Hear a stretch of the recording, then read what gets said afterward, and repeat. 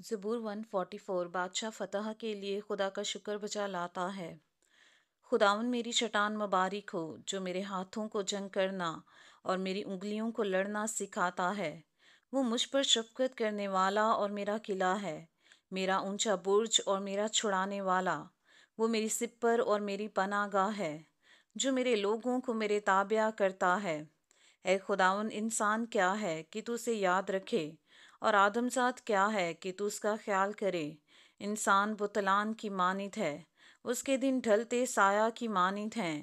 اے خداوند، آسمانوں کو جھکا کر اتر آ، پہاڑوں کو چھو تو ان سے دھواں اٹھے گا۔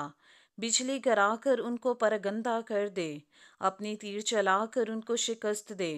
اوپر سے ہاتھ بڑھا، مجھے رہائی دے، اور بڑے سیلاب یعنی پردیسیوں کے ہاتھ سے چھڑا، جن کے منہ سے بطالت نکلتی رہتی ہے اور جن کا دہنا ہاتھ جھوٹ کا دہنا ہاتھ ہے۔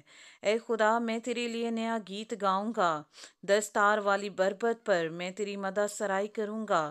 وہی بادشاہوں کو نجات بخشتا ہے اور اپنے بندہ داؤد کو مہلک تلوار سے بچاتا ہے۔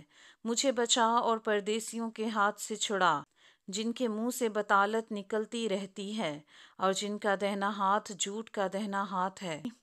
جب ہمارے بیٹے جوانی میں قد آور پودوں کی مانند ہوں اور ہماری بیٹیاں محل کے کونے کے لیے تراشے ہوئے پتھروں کی مانند ہوں، جب ہمارے کھتے بھرے ہوں جن سے ہر قسم کی جنس مل سکے، اور ہماری بھیڑ بکریاں ہمارے کوچوں میں ہزاروں اور لاکھوں بچے دیں، جب ہمارے بیل خوب لدے ہوں، جب نہ رخنا ہو نہ خروج، اور نہ ہمارے کوچوں میں واولیلا ہو۔